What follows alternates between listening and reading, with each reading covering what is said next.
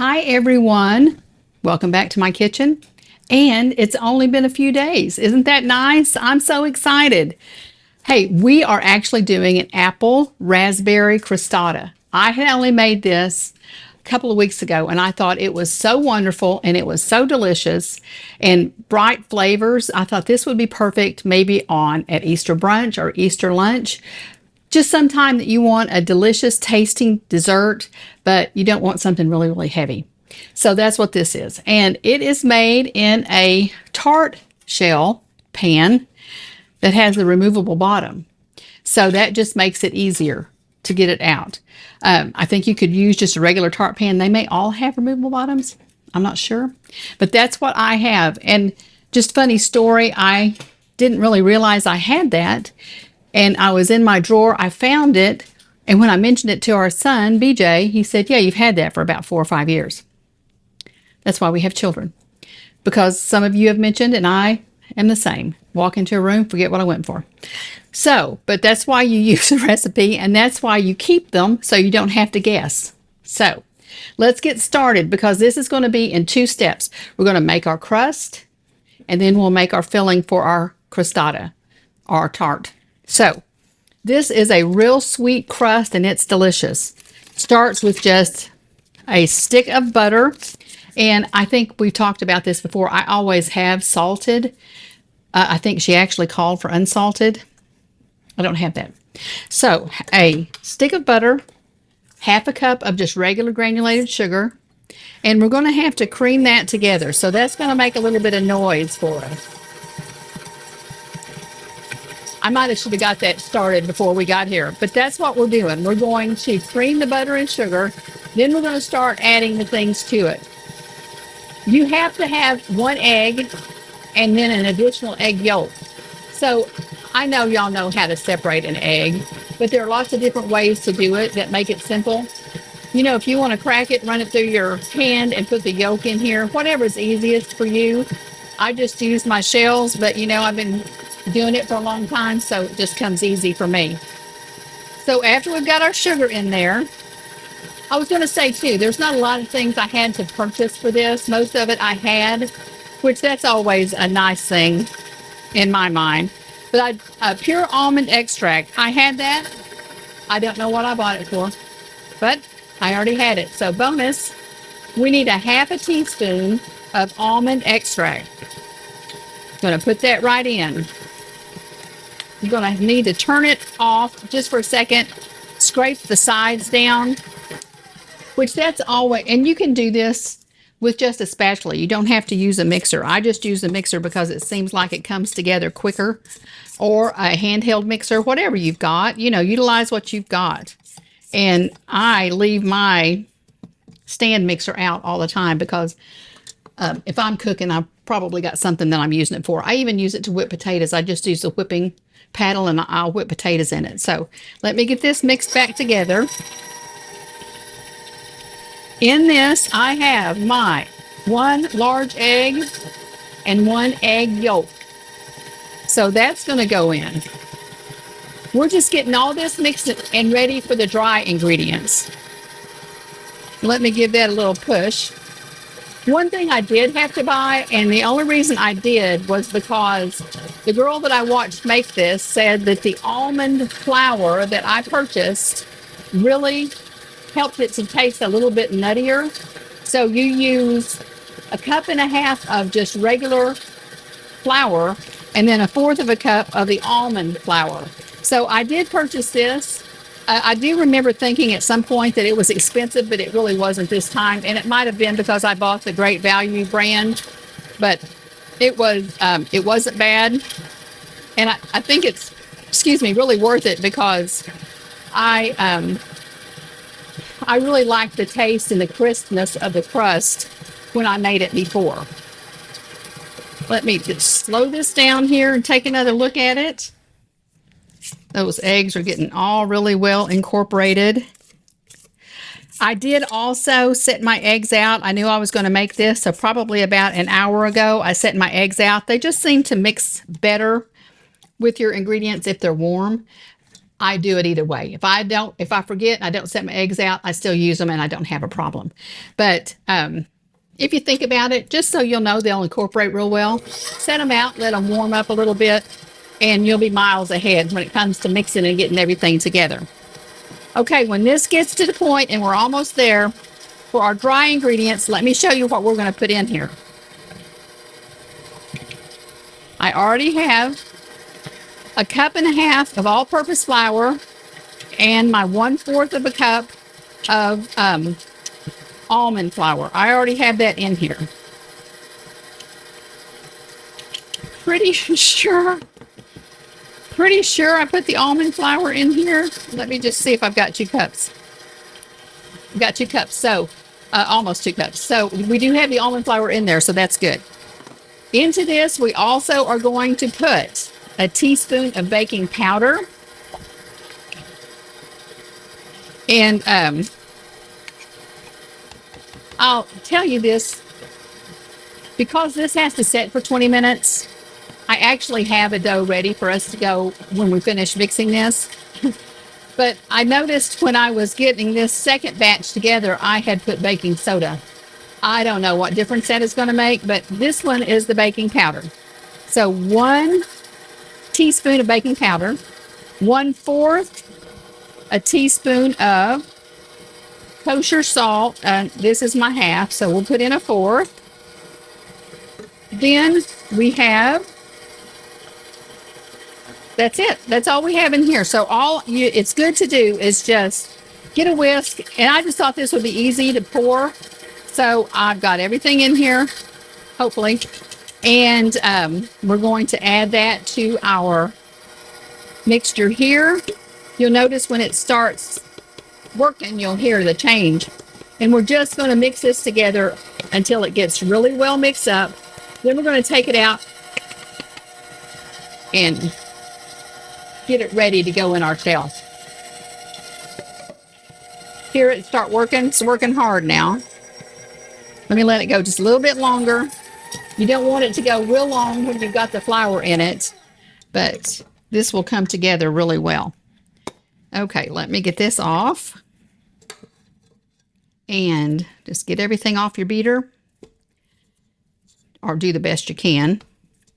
Because this has got that sugar in it, it's like a really sweet crust, and it's really, really good. Because I've not really done a lot with raspberries. Of course, the raspberry that you're using is a raspberry preserve, but so it's sweet, but it can be a little bit tart as well. So having the sweeter dough is really nice. Okay, let me get this. Make sure it's going to come out all together. We're going to do a little flour on our board so that we will be able to just knead it a little bit. I have some flour here. There it is. You move some of this out of our way. This part of my kitchen is where I do all my stuff. So I moved our butcher block and everything out of the way so we'd have more room for this dough. But this dough, it feels wonderful. It's so soft. Everything got really wonderfully mixed together, so that's good. But like I said, if you don't have a mixer, you do have a spatula or whatever, just use that. You can mix it up. Your butter's already warmed, or at least room temperature. So it's easy to mix it all together. This was just an easier way to go about it. And I think finding an easier way in the kitchen is okay. Get everything set out so that you can get it done. Make it simple. See, that's perfect. So what I'm going to do, okay, this has to rest for 20 minutes, but it rests for 20 minutes at room temperature. So I'm going to wrap it in a little plastic wrap. We'll set it aside. You know, my thoughts too, because I knew I needed to kind of go ahead and have one ready for us. I would imagine this will freeze beautifully. And when could you not use another kind of a sweeter crust? You know, that'd be good if you just did your crust and did some strawberries or whatever. But that's what we're going to do. 20 minutes for this to rest. And let me get this out of the way, because this is the one that we did earlier. We still need Oh, I take that back. We don't need that because we're going to pull this over here. Harden this because we don't need that anymore. We're just going to go straight into our tart pan. You know what I can do? Let me just swipe this off into my bowl. I do have my garbage bowl over there, but I had this in it, so that wasn't helping y'all. Okay, excuse me for 1 second. There we go. Here's our tart pan, and here is our delicious and easy to work with pastry. So we need to take 2/3 of this, put it in the bottom of the pan, and then 1/3 of it, we're going to make a lattice look top, and that's just going to make it really, really pretty and have it ready for your Easter or whatever table. That may be a little much, okay? Now we don't have to roll this out because what we're going to do, this is for the top. This is done. We're going to take this and just kind of, it's easier if you do this before you lay it down, just because it's going to smash out easier. If you had some water on your fingers, it would probably be even better. I don't. Let me put a little cooking spray on these. That's all we did with this, was we sprayed it with a little Pam. It wasn't the baking spray. It's just a regular cooking spray. You want to spread it out all the way to the edge and actually up the side, because if you see a tart, it's got that crust on the sides. This isn't a real deep pie. I mean a crostata, because it's got a little thin layer of apples, raspberry jam, and then your shell on the top.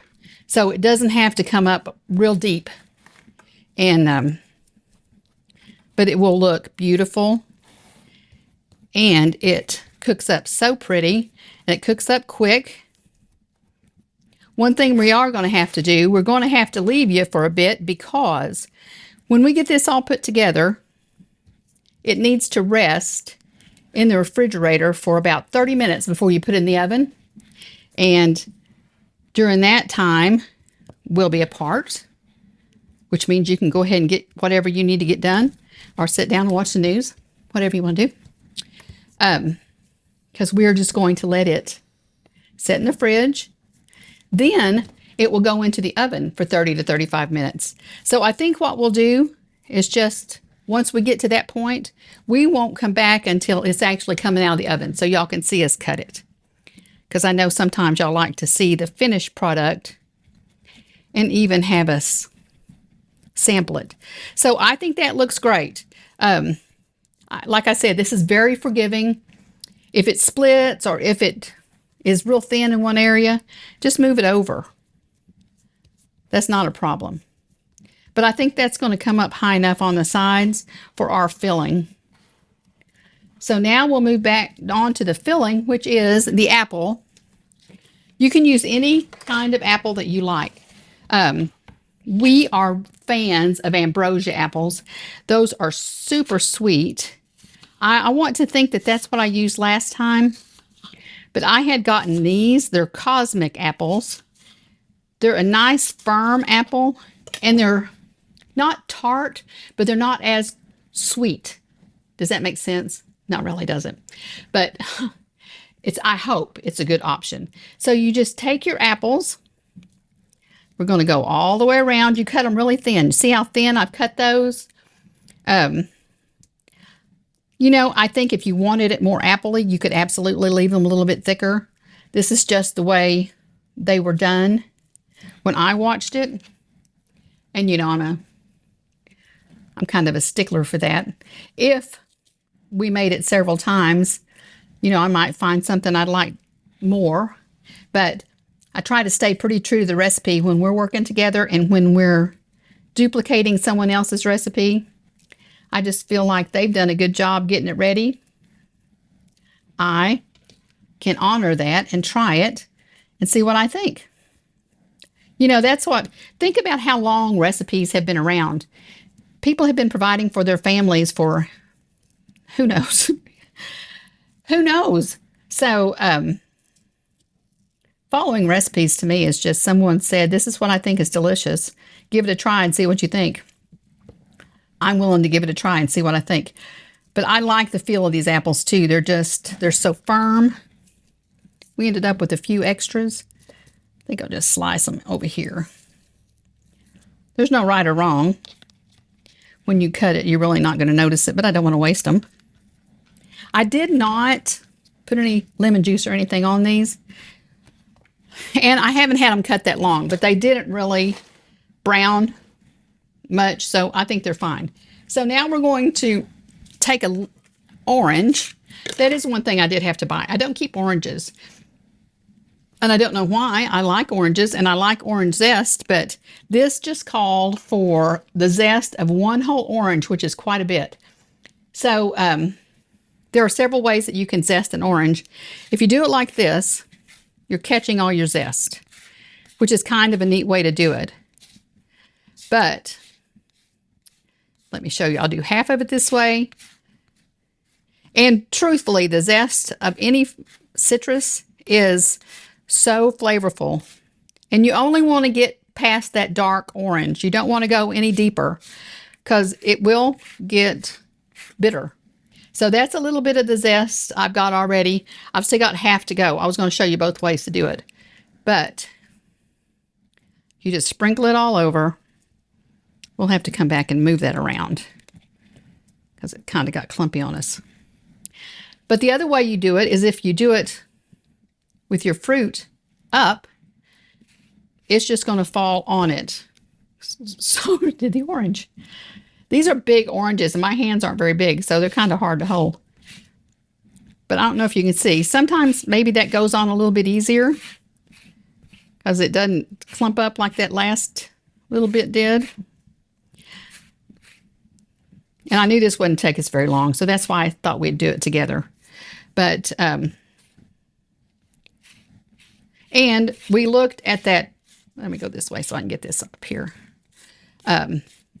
Box grater. It actually has one on there that would work because you're just wanting the smallest grating part of the grater.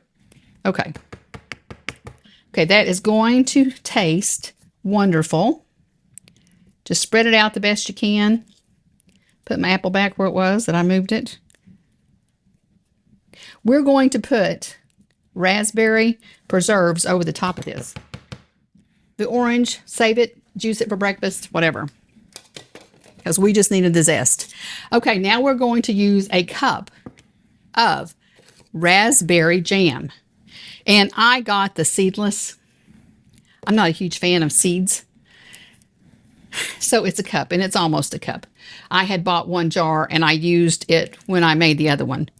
I did find that if you just kind of, let me use this bowl. Stir it up a little bit, break it up a little bit. It spreads a little easier.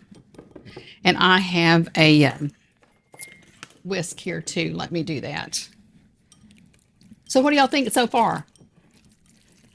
It's simple. I think it looks really pretty. And you'll see when we cut it, it really looks pretty. We're going to put a little bit of a top on it, which that was my only challenge when I did it before. So I hope I'm not jinxing myself, but because it's such a soft dough, it doesn't cut real easy, but we'll make it work. And like I said with the bottom, if you had to really work at getting it covering on the bottom, same thing's going to be true on this little lattice part. We have to, you know, work with it a little bit. We'll get it done. But doesn't that look delicious? And I'm not... You know, I'm not a huge raspberry fan. Fresh raspberries, I think they look beautiful.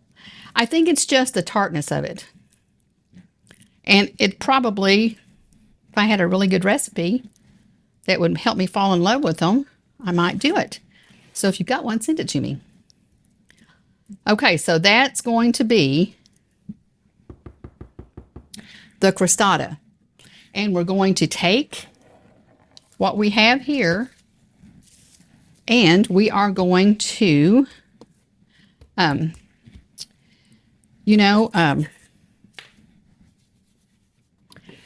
did say I did not need a rolling pin, but you know what I need? rolling pin. So I'm not sure the best way to go get that. What would be the best way to go get that? I can't go get it. Okay, let's think if there's something over here that I could use as a rolling pin. Because what we're wanting to be able to do is spread this out enough to cut it. Well, let's see if this will work. Make sure it's nice and clean. Put a little bit of flour on it if it would work. The one thing you're supposed to do too was you're supposed to kind of move this around because you don't want it to stick. If it sticks, then you're in worlds of hurt. Looky there. Well, if you don't have a rolling pin, use any kind of can you got. I have seen people use wine bottles, but we don't have wine bottles here. But this is working just fine. Let me get that.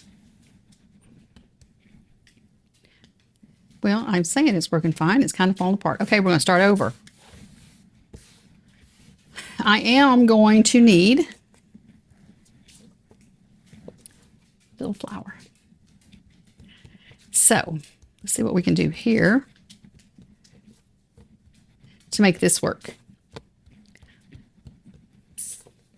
I think what we'll have to do is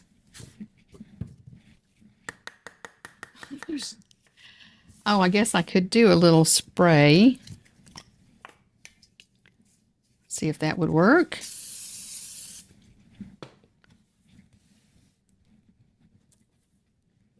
No. Maybe it will. Since we don't know what leavening I've got in here, we don't really know what this is going to be like, but it might be delicious. It might just be over the top, and I might think to myself, oh my gosh, I'm going to do it like that every time. Okay, what I'm going to show you, because this is going to need a little help, we are going to get this as thin as we can, and then I'm just going to show you what it's going to look like, and then when you come back, you'll see the finished product, because we will take, and I'm going to have to spread it out a little bit thinner.